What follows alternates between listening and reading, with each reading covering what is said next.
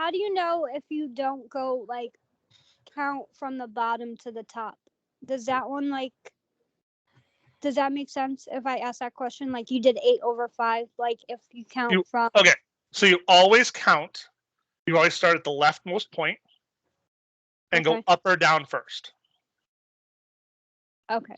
Okay. Always start at the leftmost Always point. start at the left point. Yep, and go up or down first. Okay, thank you. No problem. Because this way, if you're going down first, you're going to have your negative. Okay. And up and down is always the number you put on the top of the fraction anyway, because that's your rise, which is the top of the slope. So. But say like, okay, you know how you went up? I know I'm probably asking the same question just in a different way. How do you know that like, so if I zoom in, it's at -4. How do you go 1, 2, 3, 4, 5, and then up 1, 2, 3, 4, 5, 6, 7, 8? It would be 5/8. Does that make sense? Because again, you didn't count up first. Okay, so okay, I get it now. Okay. Always up or down, always up first or down first. Never left or right. You always do left or right on the second part. Okay, thank you. No problem. All right, next one. Another one, finding the x and y intercepts. So there was another question on it. That's what I said. There's some questions that are duplicates, so I might get rid of a few of these questions. So this one, when you're looking for the x, y intercept, same concept. We just have to plug in the zeros. Now, in this one, though, sometimes the fractions, they're going to come out to be fractions. This one's not asking you to graph it, though. So you get -5x equals 14. So divided by the -5. So x equals -14/5. And then the 8, y equals 14 divided by the 8. So y equals 7/4. So those would be my x-intercept and my y-intercept for this one.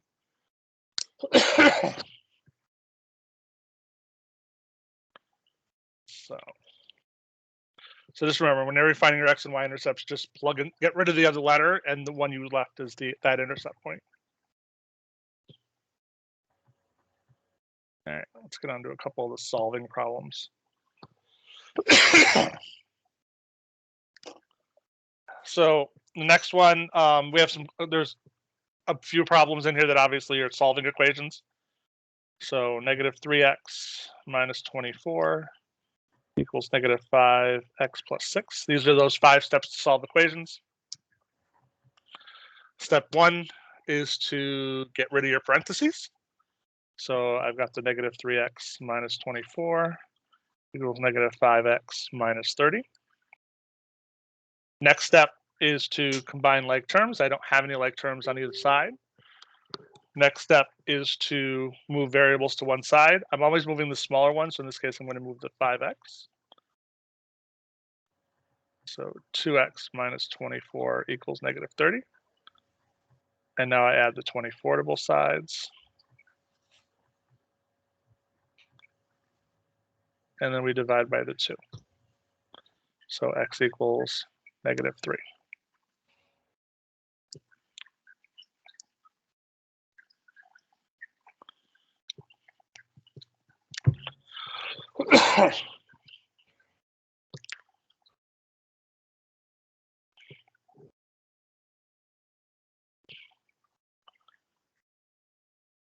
So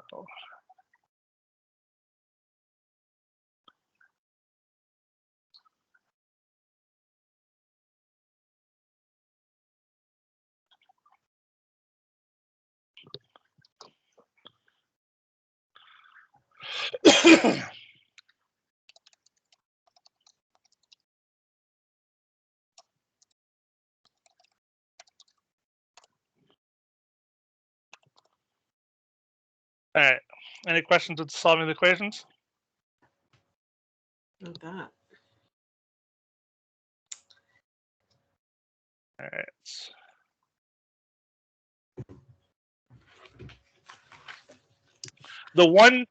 The trickiest thing I think about the test is going to be how it jumps.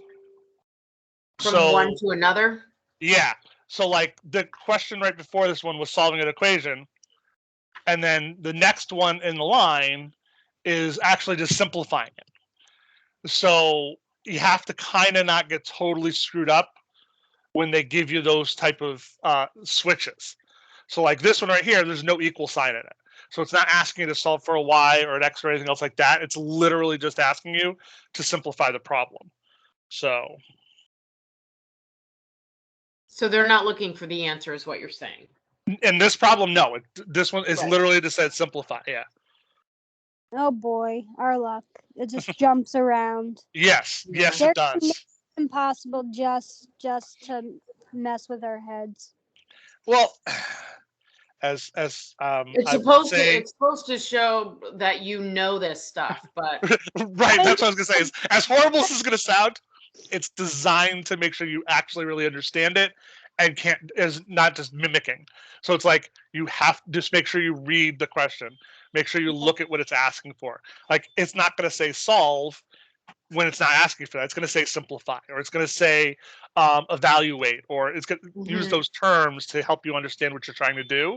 But if you're rushing, that's where you're going to start making those little mistakes. So just be a little careful on how you're reading those things out. Okay. So, all right. So in this case, we have to distribute first. So I've got negative 8y plus 24x minus 4y. When you're doing this, remember to make sure to distribute that negative sign. It's minus 4 that you're distributing to both things, not just the positive 4. Now we're going to combine like terms. So we got the 2x and the 24x. So I've got 26x, and then the negative 8y and the negative 4y is negative 12y. And if you combine like terms before you do the know how you circled the 4 and you have to get rid of parentheses before you can combine. Okay. There's no way it would come out to be the right answer if the you right come answer first. Okay. Thank you.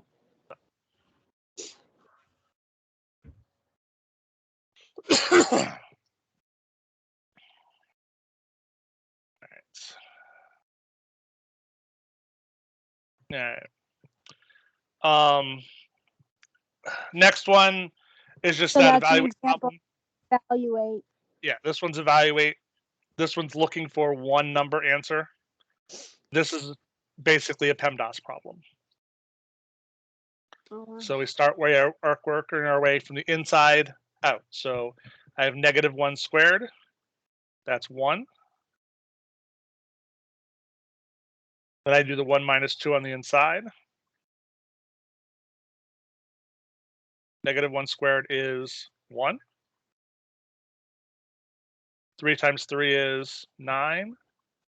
So the final answer is 10. You just made that look so easy. Yeah, this is one of those wonderful problems like that you will find on Facebook, and everybody will argue over the answer. You just made that so easy. It's the key is doing one thing at a time. It's like whenever, because people say, oh, I have to do that 3 and 3 at the end, or they'll sit there and go, oh, it's 1 plus 3 here, then I got 4 times 3. That's when you start making mistakes, when you try to do so many things at once to get it broken down quicker. Just do one thing at a time. Sometimes it's faster. Okay. That is like one of those problems. I seen that on Facebook the other day. One of those problems where people come up with like 3 different answers, all because they don't use PEMDAS or something correctly. Yep. PEMDAS is the problem. And I get a kick out of the people who say, we never learned that when I was in school. This must be something new. PEMDAS has been around for decades. Well, I screenshotted it. I was going to show it to you in class and like be like, hey, what's the real answer to this one? And then you ended up getting COVID, so I didn't end up ever bringing it up. I don't even remember the problem now, so it's too late to bring up. But everyone was arguing over it on Facebook. It was funny you brought that up. Yeah, I've seen quite a few of them. All right, come on. Why is this not letting me go off?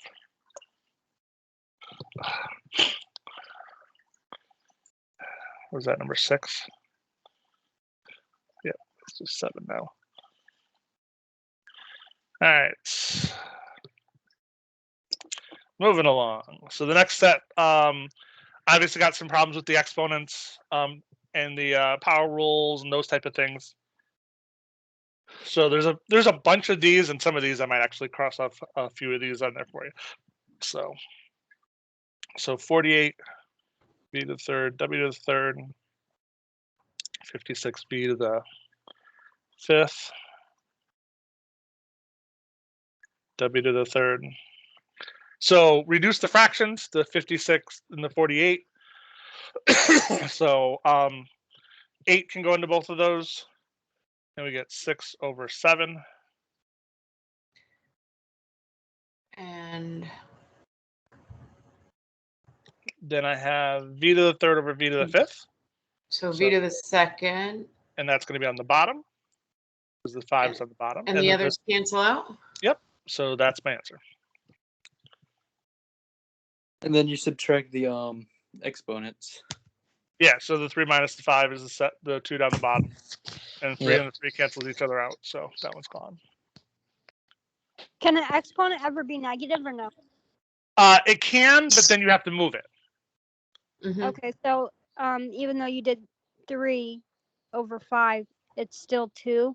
Yeah, so like basically actually this one right here, if you did this one, it'd be the 6/7, and then it would be v to the negative second power because it's 3 minus 5. Yeah. And that's why it goes down the bottom. Oh, okay. Thank you. So no problem. So actually, the next problem we're gonna have is gonna have stuff with the negative exponents in it anyway, so we have to look at that anyway. Okay. All right, so we've got 3 u x to the third times 2 x to the negative third, u to the negative 7, 6, v to the negative 1, v to the negative 8. Okay, so these are those other ones where we're doing the multiple steps, where I said the first thing you want to look at is going straight across, or getting rid of the parentheses first, and then go straight across, and then we're working on the up and down. So in this case, let's deal with our numbers. So 3 times 2 times 6 is 36. And now let's look at my letters. So I've got u, I've got 1 u there, and I've got a negative 7 there. So I've got u to the negative 6. Now I've got my x's. Wait a minute. U is negative. I'm sorry. You have U That's to So the. x cancels itself out. So I've got the u to the 1, Yep. X and then the u to And then negative U to the 7. negative 7. Okay. That's where the u sorry. to negative 6. I was No, looking that's at the negative 3 with the X. Sorry. fine. You're And fine. then x completely cancels out. So Yeah, so I have x to the 0 because 3 minus 3 is 0. And And then then my v negative 9. v is negative 9. So next thing we have to do is just get rid of my negative exponents, kind of what I just did a second ago. And then third- add it all together and you're good. So u to the 6th and v to the 9th, and the x is gone.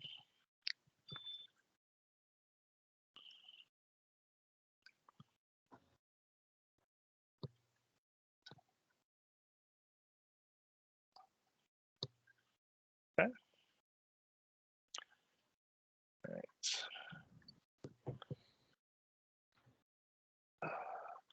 Next one, just adds in some parentheses.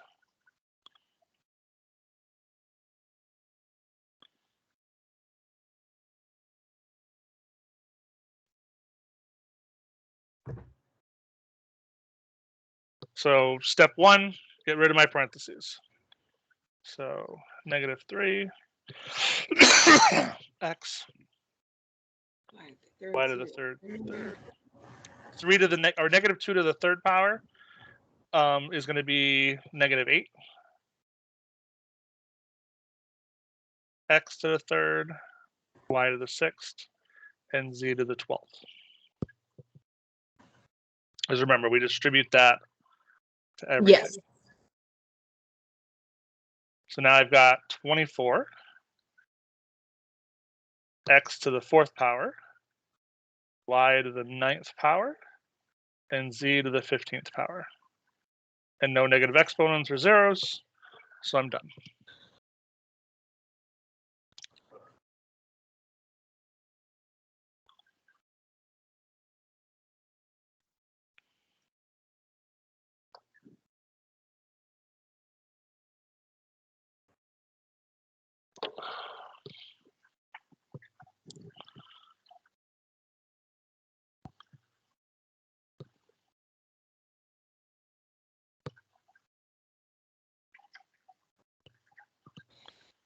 All right.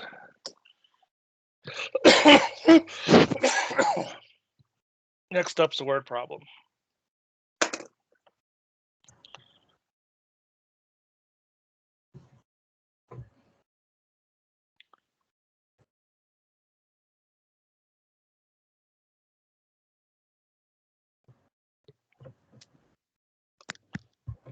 These are the ones that like confuse me. I'm like what equation you have to use and what. I guess super confused with the word problems. All right. So this word problem is actually one where think about it more realistically than actually trying to come up with an equation. Teresa got a debit card that has $20 on it. Okay, so she's got a card with 20 bucks. For her first purchase of the card, she bought some bulk ribbon at the craft store. The price of the ribbon was 21 cents per yard. After the purchase, there was $10.34 left in the card. So let's forget about the ribbon for a second. How much did she spend? So if she had $10.34 left, right? Oh, so you subtracted 1034. Right. So she spent $9.66. Yes. So that's how much she spent, right? Yeah. Okay. And it was 21 cents a yard. So divide that by 21 cents. Oh my god, you made that look so easy. So the problem with word problems a lot of times is because you guys look at it, it's like, okay, I got to do it a specific way. Yeah. And there's certain ones that are definitely easier to do it a certain way. But sometimes if you just look at them realistically, you can figure them out. Like this is something that everybody has done at some point. Like you go to the store, you buy something, got a gift card, you have some money left over. It's like, how much did I just buy? It's like you can easily figure that out. So somebody want to do this real quick for me? Yeah. Do you got it? Yeah, 46. So 46 yards. Which sounds about right. Because 50 yards would be around $10, so sounds about right. All right. Okay. So it's the thing. It's like it's get past that freak out moment, and sometimes things become a little easier.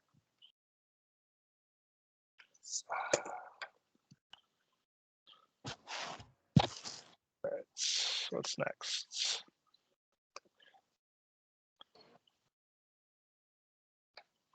All right. There's a couple inequality problems. There is that other question. You remember you asked me the set notation that is not on the final. Is that the one with Oh, good. numbers on the top and the bottom? Or no? No. Oh goodness. So this is just solving an inequality. The only difference between this and solving an equation is I got an inequality symbol in it. So when you're looking at this problem, we have the 14 minus 6x is less than or equal or greater than or equal to 38. So same thing, subtract the 14. So nothing changes in terms of how you solve it, except for the very last step, possibly. So in this case, that's 24. And then we're dividing by a -6. If you divide or multiply by a negative, the symbol in the middle switches. So it's x is less than -4. That's the only catch.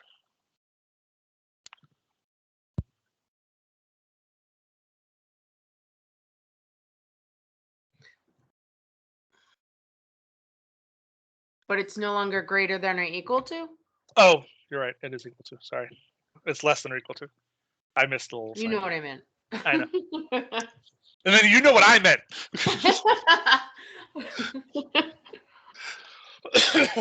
All right. So that's the inequality one. As you can see, it's like they didn't really make this as hard as they could have.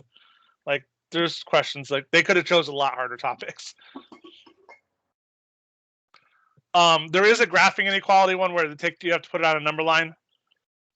Remember when you're doing this, the dot is the most important piece. It's an open dot if it doesn't have an equal sign, and it's a closed dot if it has that line for the equal sign.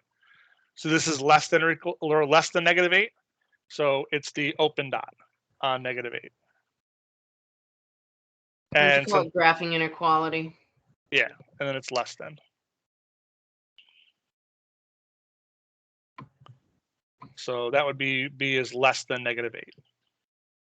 The closed dot is when it's less than or greater than or equal to. Yeah, it's got to have that. It has got to have the line underneath it. Right. Okay. So.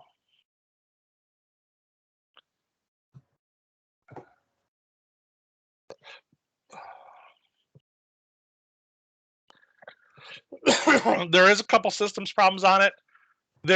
I do not believe there's, at least from what I was looking at, there's, I think, one word problem that's a system, but it's actually pretty easy to do. The one that you have to graph, you actually have to graph it out by hand anyway, and there's the one substitution problem on it. So the system problems actually are not overly difficult to do. So you should not need Desmos on any of the questions on this test, which solves the problem of me getting yelled at because it says you may not use a graphing calculator on the front of the test. All right, so remember graphing your equations. So we've got two different ways we can graph our equations. The first one is the y equals mx plus b, and the second one is the x and y intercept method. So if the equation solved for y equals, like this first one here, we're going to do this one, the x or the y equals mx plus b method. So you graph your y-intercept, which is 3. And then from there, we do my slope. So in this case, my slope is -1 and over 3. And then we connect our dots. So remember, you always do your y-intercept first, and then we do our slope from there. The other equation is in the format of the y-intercept and x-intercept method, because they're all solved for the letters. So we're going to do it with the x and y intercepts. So if I got rid of the x, my y-intercept would be, in this case, -4. Because the y would disappear, or the x would disappear, and it would be just y equals -4. When I get rid of the y, I get -2x equals -4. So I solve that, and I get x equals 2. So put those 2 points, connect those dots. And where they cross is the answer. So in this case, my answer is 3, 2. How many of these are there? Because 1. There's one of this one like this.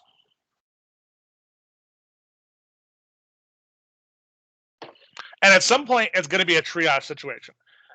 When you go through and do this test, I'm going to try to limit the amount of questions on it, but there's no way I can limit it to that much. So I would go through and do all the questions you can do quickly, and then go back and go through and do the questions that you're going to take a little bit more time on, and leave the questions you know you're just going to take forever to do till the very end. So that's how I would go at the test. Now I realize that everybody's going to be in the same situation, so I don't sit there and freak out and put yourself in a bad situation because you're not going to finish. It's like, I understand. I don't think most people are going to finish this test. really, And I'm going to take that into account when I'm grading it. So I looked at this. I'm like, this is long. how long do we have? You have an hour and 15 minutes. Literally, and they start opening the door. The other class starts opening the door literally at 5:45 to come in. Yeah. So it's 6:4. My class technically ends at 6:15. But So yeah, the other class is like in such a rush to get into the door because one time I took a long time to take a test, and I was the last one in there, and they kept opening the door, and I felt super rushed. So like I was like, So what time Yeah. are we going? Wait, do we start class at normal time then or not? yeah, 5 o'clock, right? I'm going to try to get there as early as I can. But as soon as I get there, you can start. Okay. As you can. Like, what time do you think would be like? I don't know if I have a meeting after school on Tuesday or not. If Do you I don't think- have a meeting, I can be there as early as 4 o'clock. If I have a meeting, it's going to be a struggle to get me there by quarter Do you think Quarter we to could 5. text in Microsoft Teams if you have a meeting or not, or like if we can come in earlier? Like, Yeah, you know, I'm like text like through the Yeah, message? I'll send an email out because I should know about by like noon if I'm gonna have a meeting or not. Okay. So, but I'll send an email out and let you know. Thank you. You're How big, what size are these index cards we can use? And can we bring a magnifying glass as well? You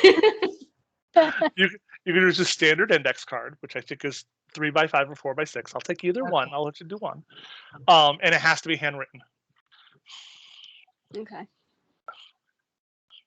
So And the thing I was talking about was when you do the linear function is shown below, find the output when the input is at the top.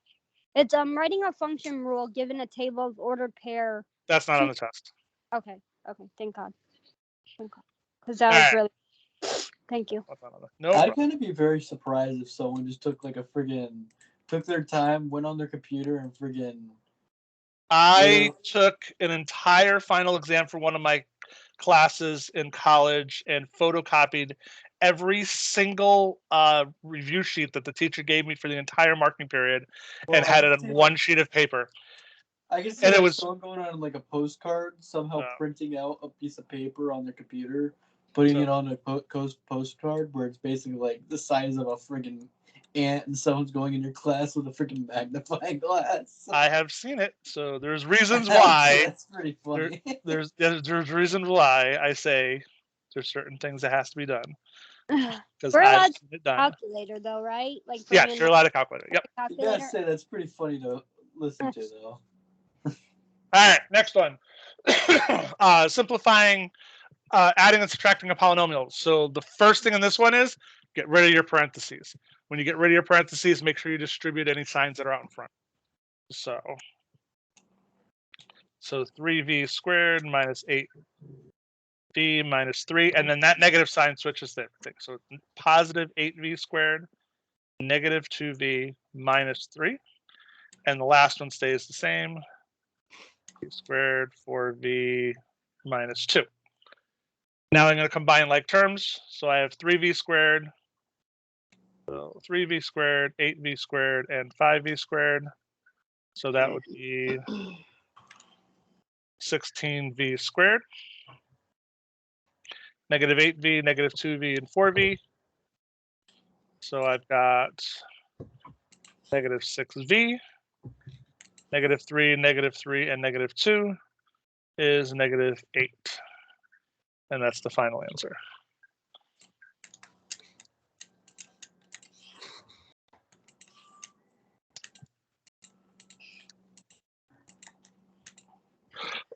All right.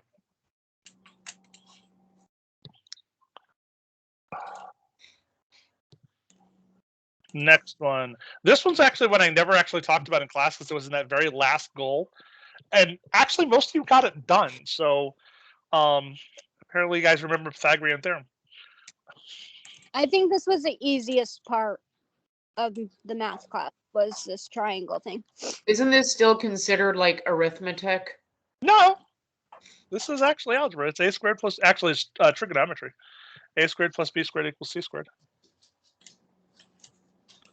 So the key with these is making sure you label your sides correctly. The only one that really matters is that one. That's C.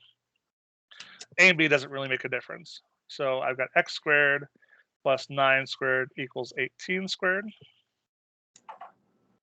So x squared plus 81 equals, yeah, I can't do that one in my head.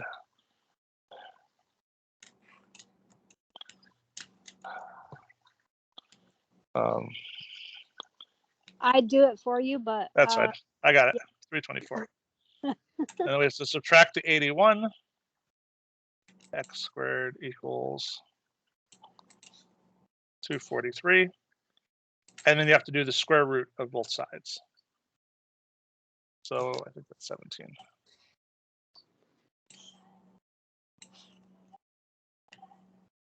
I feel like I did it a completely different way, but Oh no, maybe it's not 17.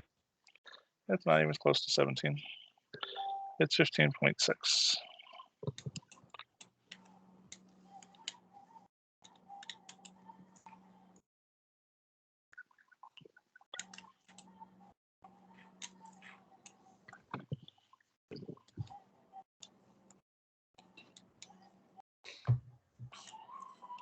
So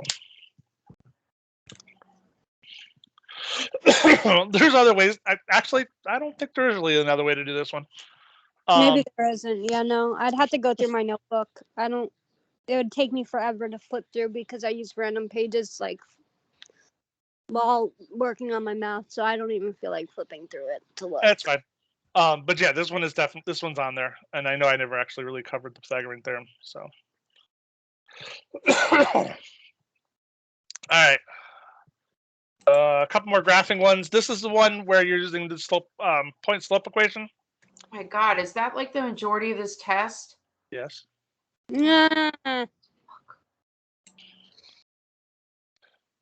This is this equation right here. Yeah, think about it. The majority of the class actually was this. Yeah. So the nice thing is this one is going to be graphed. So they're giving you the graph for this one. All right. Which means all you have to do is count the slope. So because you need a point and the slope. Take one of the points. So we'll take the second point. We'll take what is it? 5, -2. So that'll be x1 and y1. And I need my m. So in this case, I've gone up by 3 and over by 6. So my m is 3 over 6. So my equation is y plus 2 equals 1/2 x minus 5. And I'm done. Don't make it harder than it has to be. So it's not 3. You don't count that. Okay, so when you count up and then left, you go 1, 2, 3, and you don't count again 1, 2, 3, 4, 5, 6, 7 till the dot. You're counting the spaces. You're taking the steps. You're not Okay. counting the. You're not counting the lines. You're counting the steps. Okay. So, yeah, don't count that 1, 2, space 3. twice. Okay. Thank you.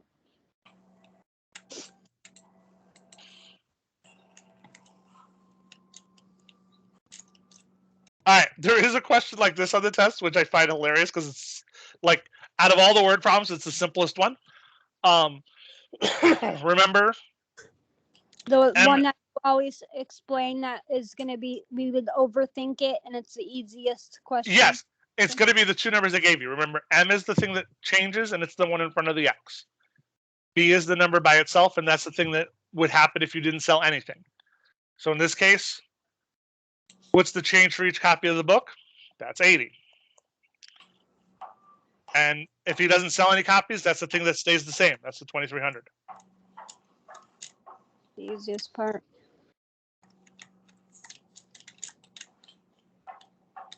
All right. Just want to check to make sure. Yeah, let's do this one. So we can do that. This is the division of a monomial or polynomial by a monomial. So you got 23 z squared x to the third minus 8 zx. And when they give you the other piece, just put under both of them. Squared x to the third and -4 z squared x to the third, and just do them individually. So I got -23 over 4. The z's are going to cancel out and the x's are going to cancel out in this problem. Then I've got plus 2. I have a z left on the bottom, and I have x squared left on the bottom.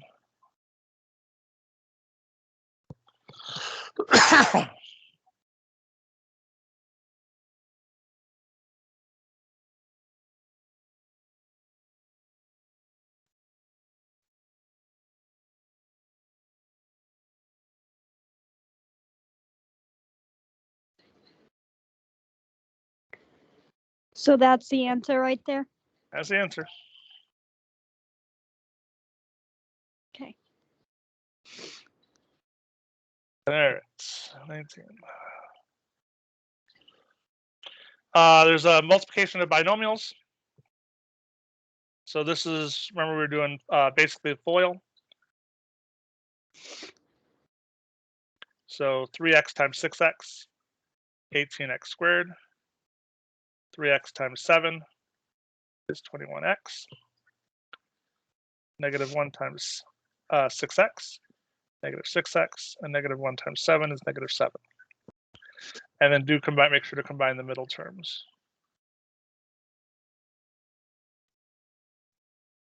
The other thing when you're doing the test is make sure to show me all your work. I can give partial credit. So that can make a difference. Yeah.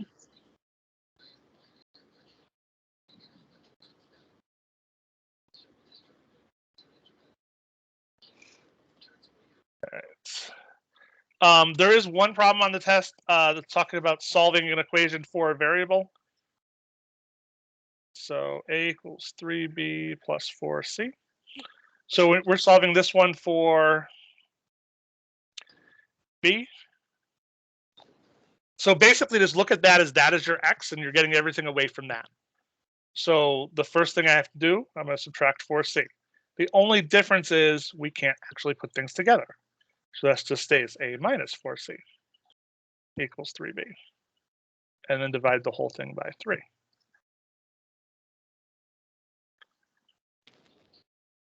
And that's my answer. Hmm.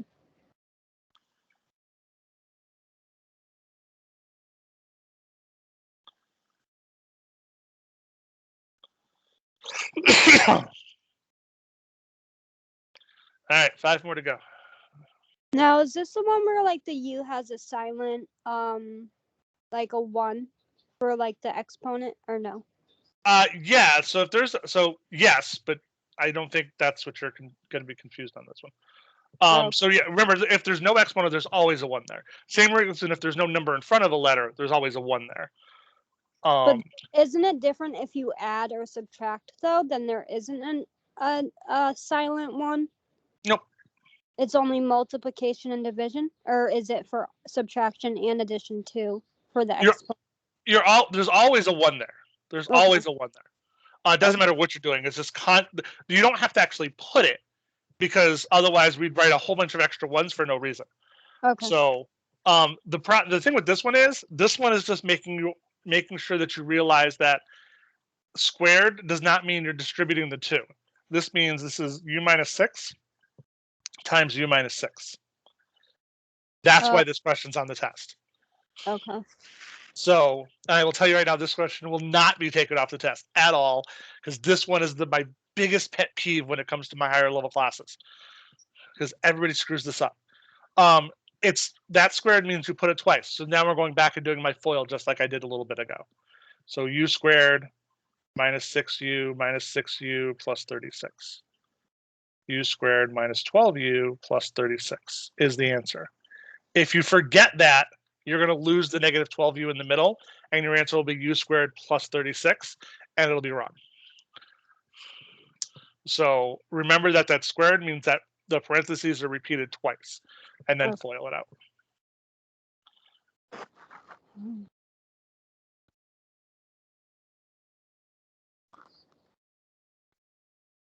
All right, just going to check the last few questions real quick as well.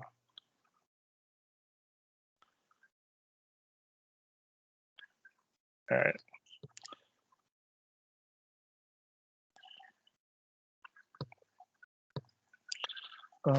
Yeah, let's do this one, because there's a couple repeats on the end. That's why I'm just. All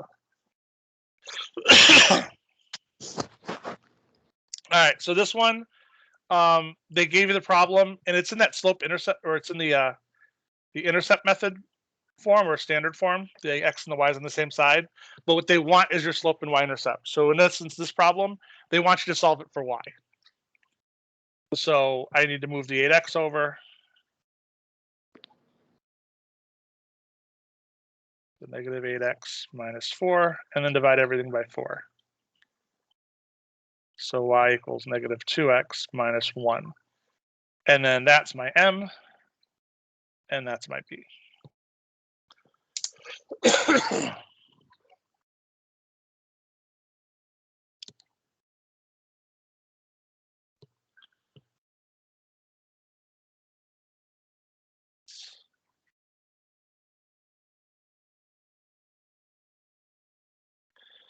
All right, last question. Actually, we'll do the other one too, even though I did it on Tuesday. Just to give you a refresher, and since I'm recording this one, I'll post it up. So this one's the substitution method for systems of equations. Elimination is not on the test.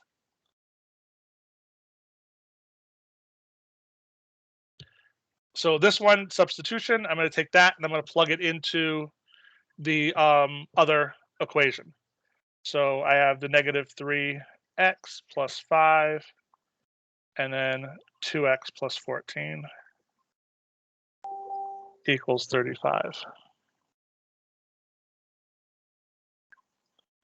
So now we have to distribute.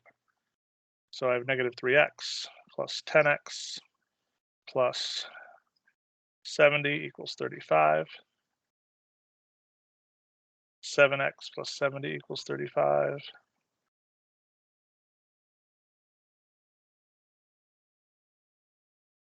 So 7x equals negative 35.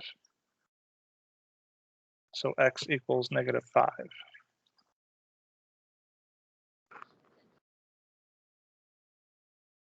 Once you've got the x, you have to plug it back in to find the y. So we have y equals 2 times negative 5 plus 14. So y equals 4.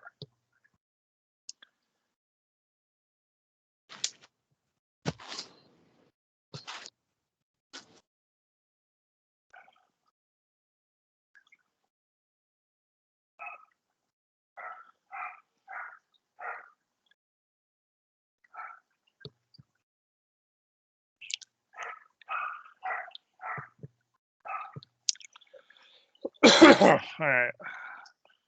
And the last problem, the one that everybody didn't want to see on the test. But it goes right back to that slope-intercept form of the equation, or the point-slope form of the equation. So remember, use the y minus y1 equals m x minus x1. So we need our 2 points. So we've got 12 and 1978 and 44 and 2186. So we have to find my slope. So it's 2186 minus 1978 over 44 minus 12.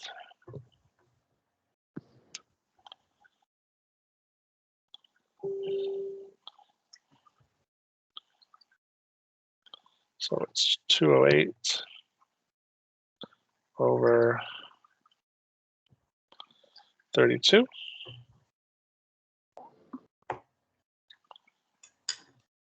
Ends up being 6.5 is my slope.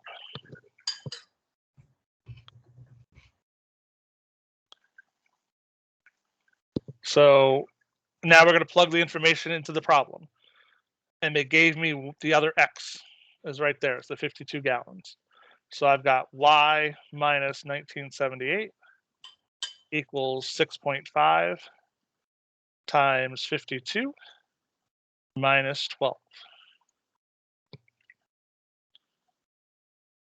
So I do 52 minus 12 times 6.5.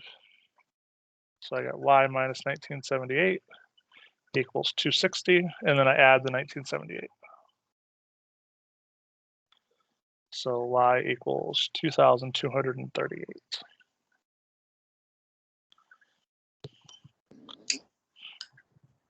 And if you think about, go back, this is one of those ones that you can always check your work pretty quickly. It's bigger than 44 gallons, so it's got to be higher than the number they gave me there, and it was. So. Is there any Desmos questions on there? Nope. You No. do not need Desmos for any of the questions on the test. Okay. So that at least Yeah. I know the difference on whether I need to do a Desmos equation. I mean, Desmos helped a lot, but Yeah, you won't. There's none of the ones on there that you're going to need to actually graph on Desmos to find the answer or anything else. Everyone they gave you is able to be done by hand. So. okay. All right. That's it. Well, Is so you said when we are on our